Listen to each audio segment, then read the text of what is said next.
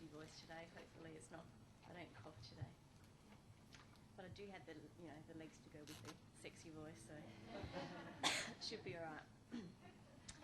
All right. So, our talks already this morning actually have been focusing so much on, that why we're here is about understanding that, behaviour is about indicating that we've got unmet needs, or that person's got unmet needs, they've got something happening for them that we need to explore further. And really that's been the theme of the conference, really, hasn't it? Is that the sort of the feel that you're getting? That's where we're going with this. And the other things that the guys were particularly highlighting this morning too is that we all know that behaviour is communication. Is that person is telling us something, it's their way of communicating with us. So that's really central to everything, isn't it? So that's what Markham and I are going to be talking a bit more about today in the context of relationships. Why are relationships important? I'm going to be talking about some of this, and Markham's going to be talking about what that's been like for his family all the way through the journey we're going to talk about this morning. This is really an introduction, and Markham and I are very happy to keep the conversation going in the breaks.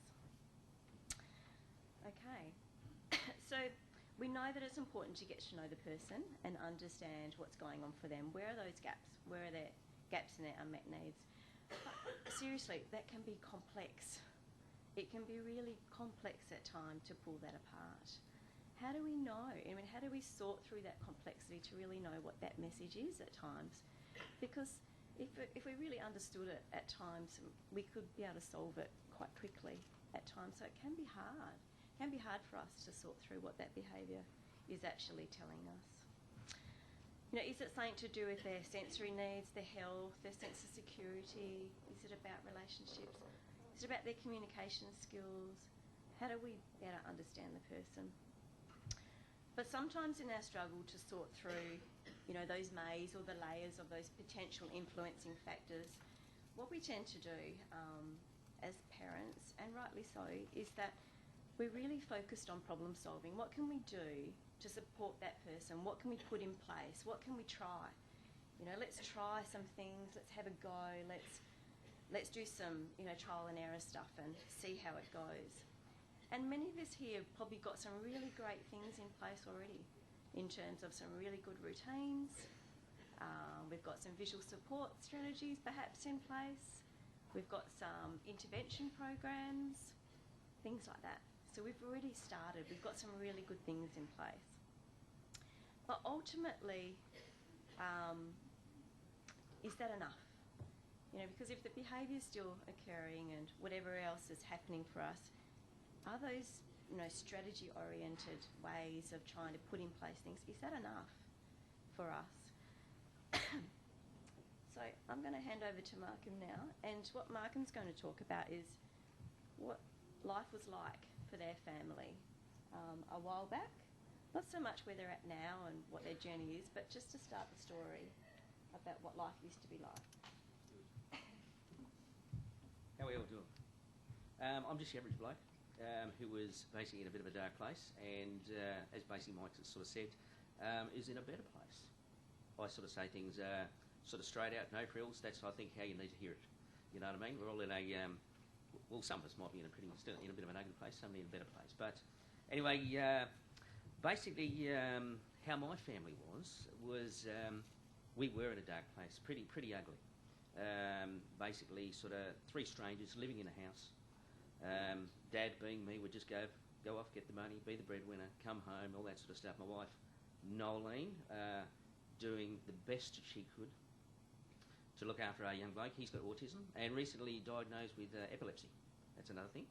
Yeah, Nolene just doing what she could, and Michael doing pretty much anything that he wanted. So family life for us back then was pretty gloomy. It was pretty bad.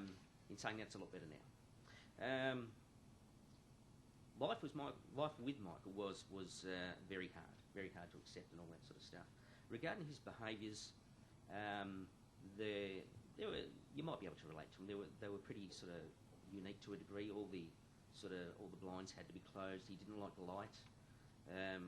All the curtains were closed. Loved the darkness. I thought he was sort of half vampire there at one stage.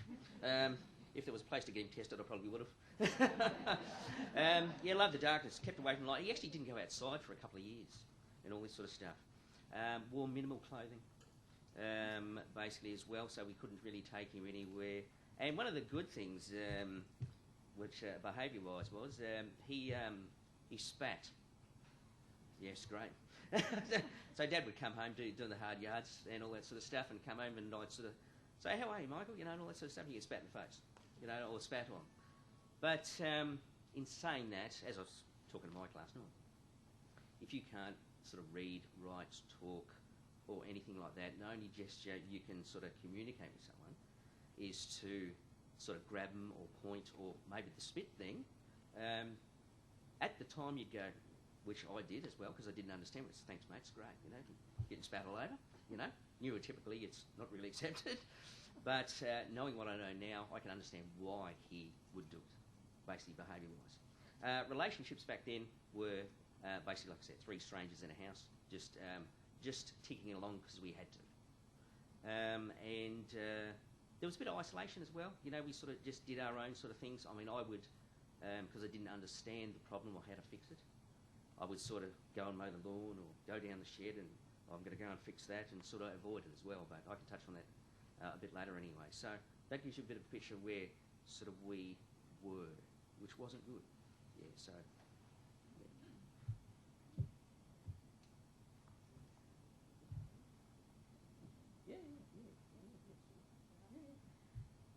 I just asked Markham permission to also describe, Markham's described some of...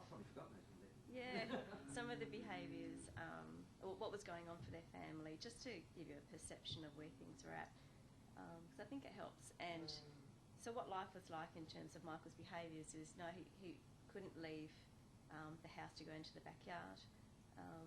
Michael rarely got dressed. He sat on the coffee table, watched TV pretty much 24 hours. They were unable to really engage with Michael pretty much at all.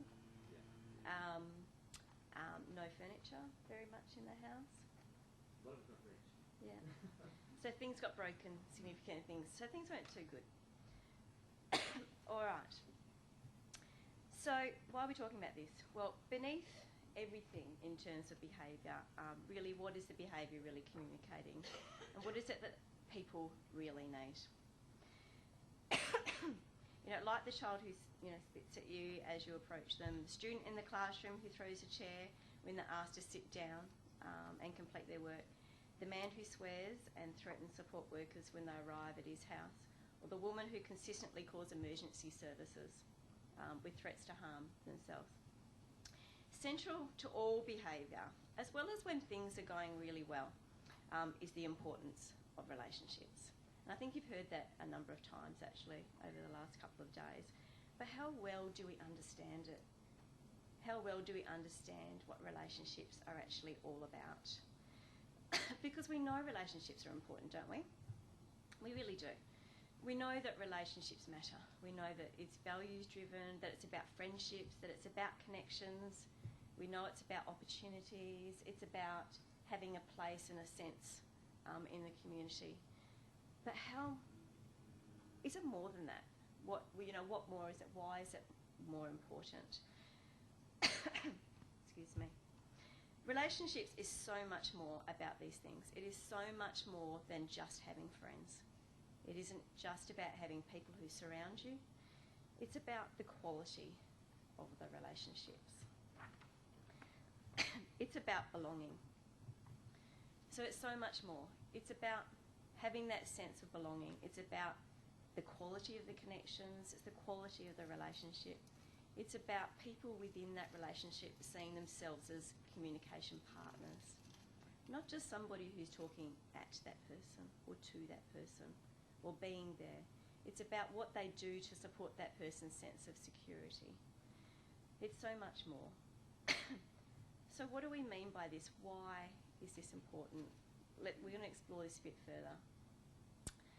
Relationships are absolutely central to our well-being and our capacity to bring about change in any way. So whilst Mike did actually, Mike House was just talking about before he introduced us, is that sometimes we do have to support somebody to have other ways of communicating than the way that person's communicating at the moment, to find better ways, particularly if it's harmful to them or harmful to other people. But how do you bring about that change? It isn't just as simple as teaching somebody skills. The reasons why is that from the moment we are born, we are wired to develop relationships and attachments with other people. It is actually the core part of our existence.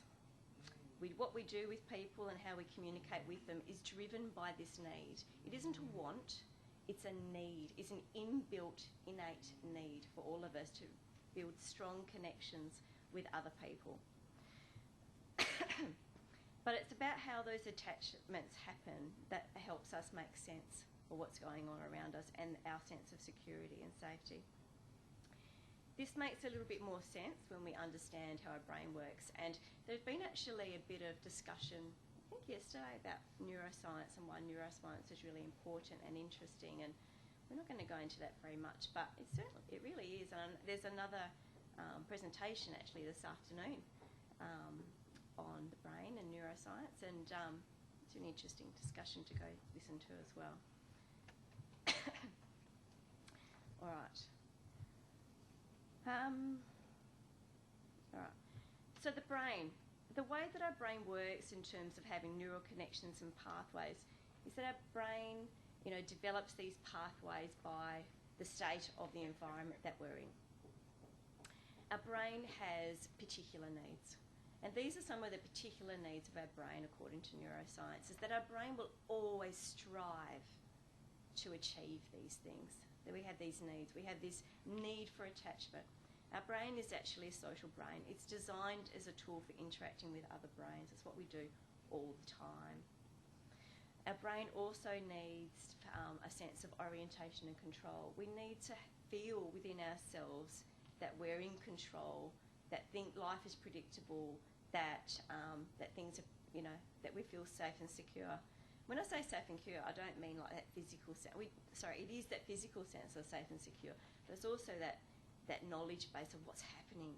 How do I feel secure within myself?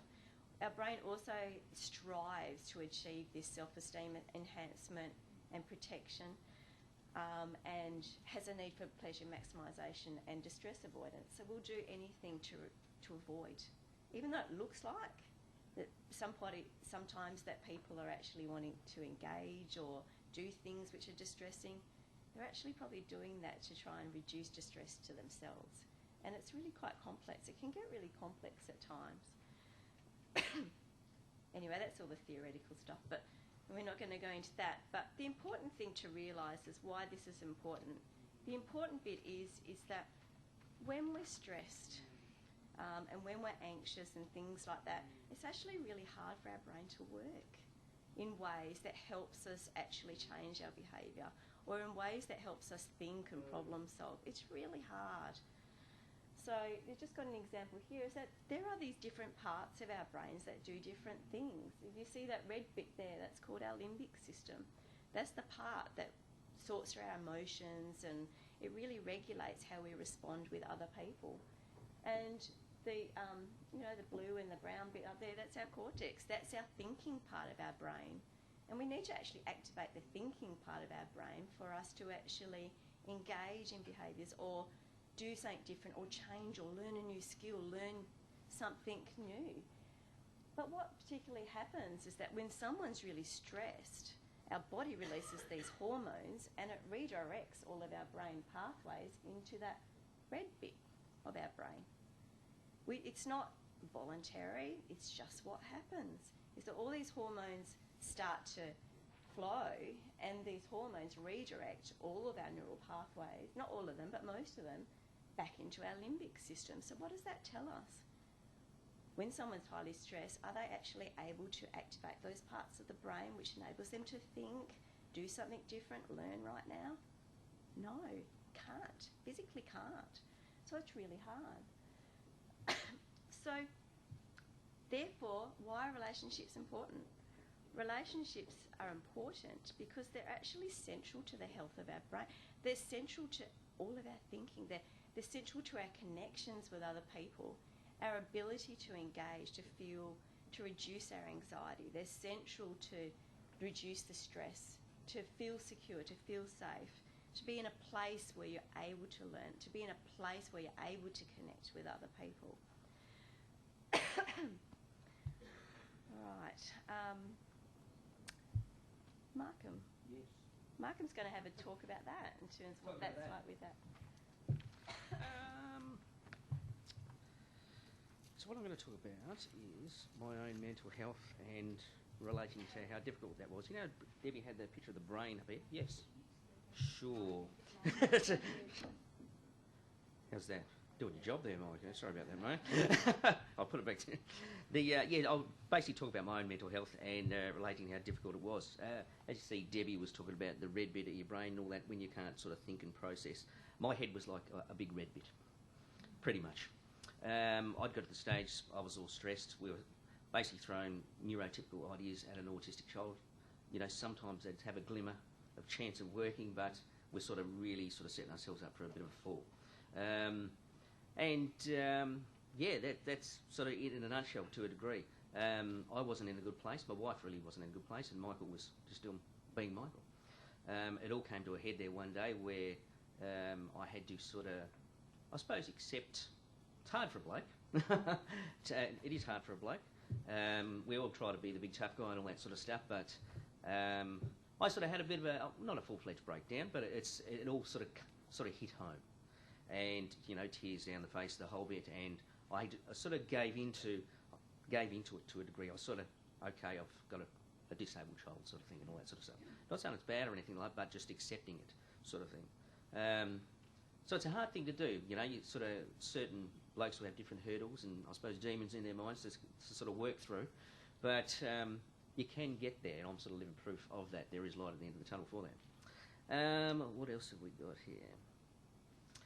What do we say? Relationship had to change, yes. Light bulb moment. Being an electrician, I know all about those.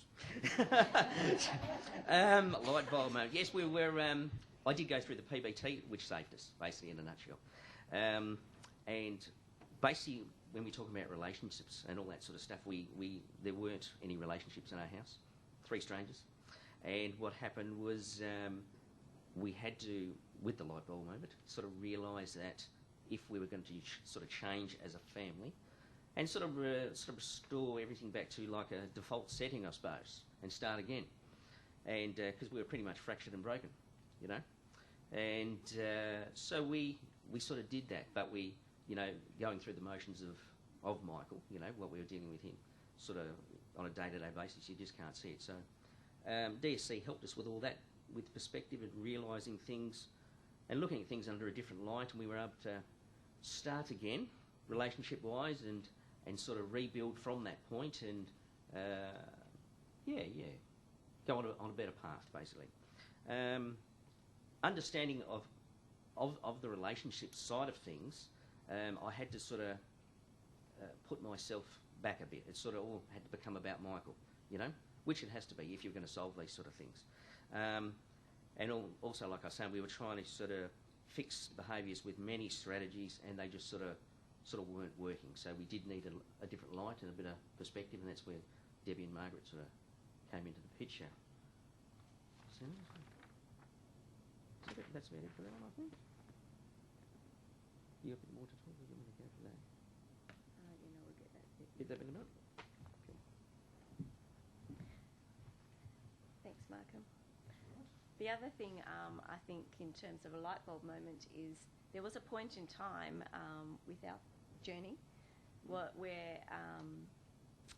Markham and Nolene became particularly aware that the spitting was quite purposeful in terms of, or actually, no, we did a timeline, and that timeline indicated that because of the things that had happened in their life, that you guys were finding it difficult to engage with Michael, but what Michael was doing is escalating quite significantly to draw them back in. And so that was really important, because then you stop trying to do things put in place strategies and whatever, and just worked on connecting. Let's just connect with him. Let's just spend time together, etc. And things started to change. Okay. Now, my friend Rachel, colleague, Rachel's in here somewhere, sent me this last week, and thank you, Rachel. I put it in the presentation. Hello, Rachel. So this was on Facebook last week, and this was awesome. Put it in, is that there is a Melbourne school who's been using this approach, this model, to boost their grades and improve the well-being of the students. Why is that important? In 2011, they found that 96 children had to be removed from their classroom, with 254 and from the playground, mostly for aggressive behaviour towards teachers and other students. So these are kids without disabilities, but kids from socioeconomic backgrounds and where the behaviour is particularly challenging in the school setting. But the numbers have decreased every year to now they've only got one child removed from a classroom and 36 from the playground. What did they do differently? Is they embedded this model of safety and security and belonging. They use neuroscience to work it out. And this is their mantra in terms of what it is that they've based that on, is that you can't think when you're stressed, you can't learn when you're anxious, and that's one of the primary principles of neuroscience. If you don't belong and feel safe, it interferes with your learning. So those were their primary goals within that. So I thought that was awesome. All right, so what's missing in terms of relationships? So I've just talked very briefly is that, thank you, Susan. We always plan too much. All right, we will have to finish this discussion at morning tea and lunchtime. All right, so I'm trying to then condense it. So what's missing in relationships that sometimes doesn't help us meet those needs? When we talk about relationships, look, it is about values, presence, time for that person, things like that, but it's really the thing that's missing is the social nature of connections. It's about conversations, it's about spending time with each other and the quality of the interaction. We get caught up in doing and helping that we actually miss the importance of socially connecting. That's what it's like. And I think from parents, it's really hard because we're challenged at times, and we've got these 3 other kids who, our behaviour strategies really worked for them, but it's not working for this child. And we get caught up with that, is how hard is that to just, to manage those thoughts as a parent. Or the fact that, this person, our child is doing this, if I do something now, am I actually rewarding that person for doing that behaviour by giving them lots of attention and connecting at that point in time? It's really hard for us to sort through those thought processes. But what tends to happen is when we're faced with behaviour that challenges us, we tend to pull away. We pull away for many reasons, because we may see ourselves as the trigger, or it could be because we're emotionally hurt by it. It could be because we just don't know what else to do. We pull away, it tends to be what happens. But really what people need is that we need to lean in. People who are engaging in behaviour that challenges us the most need more of us, our attention, more of our engagement. We need to lean in. They're really screaming out that we need to connect with you. They're finding it really hard to connect. I'm going to get to the end and then I'll get you to just talk. Yeah, in the time. All right, so we need to lean in for many reasons, as I said. But what helps us to engage, to improve our relationships and to lean in? Look, it is about presence, desire, values, but most importantly, it's about the quality of our interactions that's missing. It's about the social nature of our interactions. It's the frequency. As when I'm going back to attachment stuff, is that it is an innate thing for us to connect and socially connect with other people. Sometimes for the people that we love and support, or particularly people who don't have family around them, the frequency of those connections can be quite low. We need to be responsive to how that person communicates. And a lot of people have been talking about that uniqueness of people, and how to address the processing, comprehension supports and embedding that predictability and control.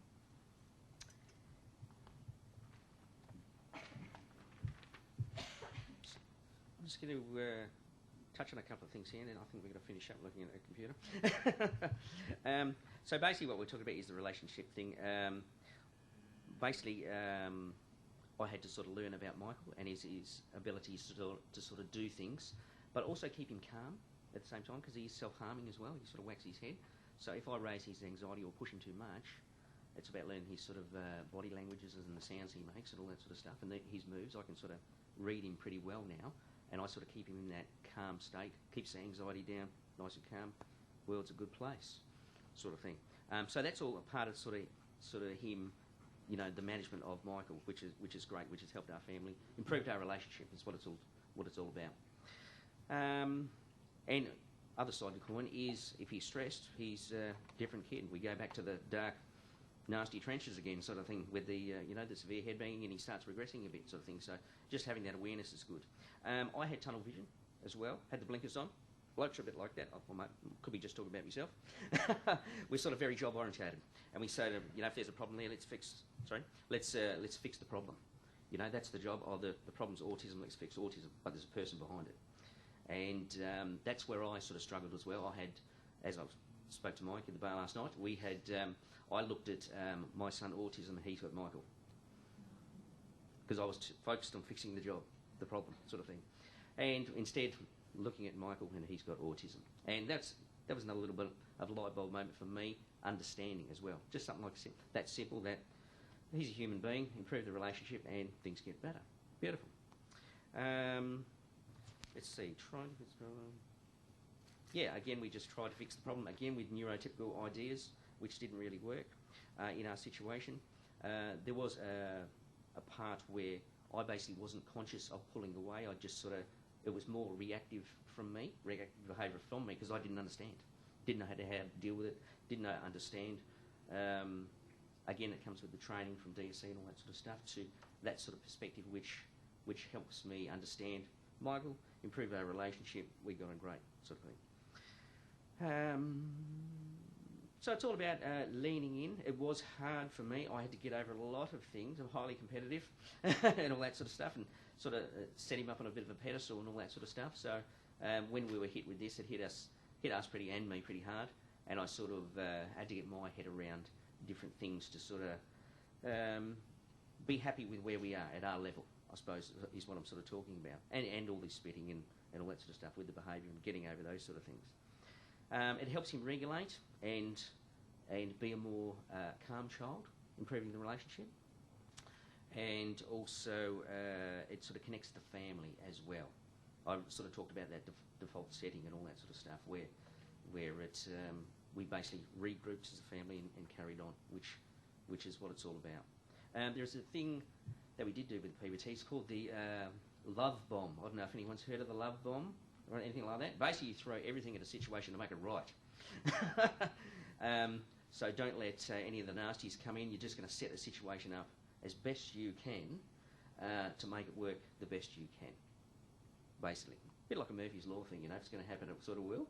So what we're sort of talking about is set it up as best you can to make it for the best outcome. And that's what the love bomb's all about. It is about communication within family as well, and relationships. Blokes aren't big talkers, so I'm a bit rare. Yeah, blokes aren't big talkers, I suppose, so I am sort of open and all that sort of stuff, so come and have a chat to me afterwards, that's all good. And life now is good. Like I say, we came from a very dark place in the trenches. Trenches were ugly, very ugly. And now we have a new vision, a new perspective, the way we look at things, the way we tackle things, because we've got that insight, basically, you know.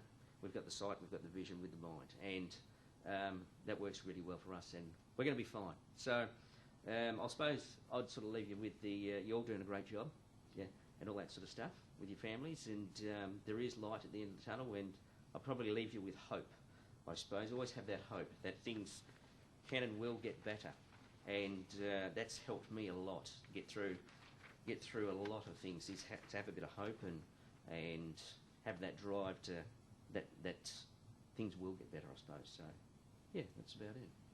Yeah.